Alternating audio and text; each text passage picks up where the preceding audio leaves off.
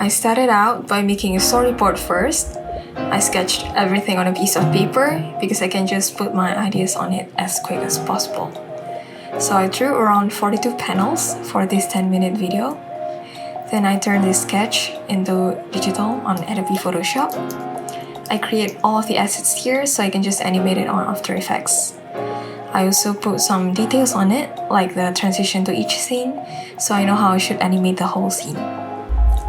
These are my initial storyboard.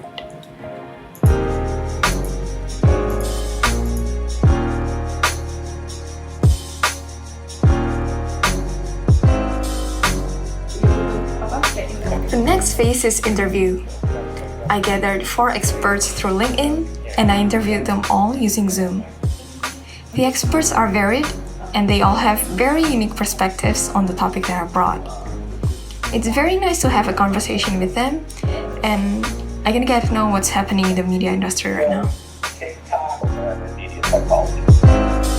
And so I had never considered anything like that, but I thought, hey, that might be.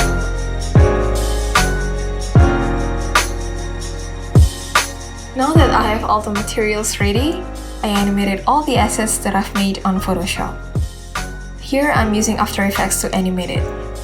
I chose to make my animation resembles newspaper and laptop screen because those are the platforms that people use to get news. I also added some hints of pastel color so that it doesn't look really dull. To emphasize the main points, I just highlighted the sentence using a highlighter effect. Then I also added an effect called posterize time to make it look like stop motion. Animating takes quite some time, so I usually just take a break in between.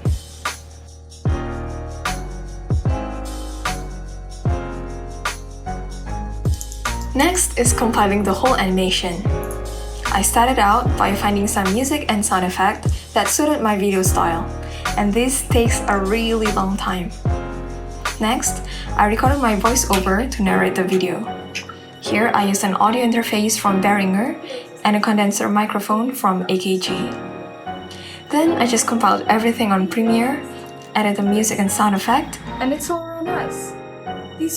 And last but not least, I also added English and Indonesian subtitle to it. And there you go, my final video is done.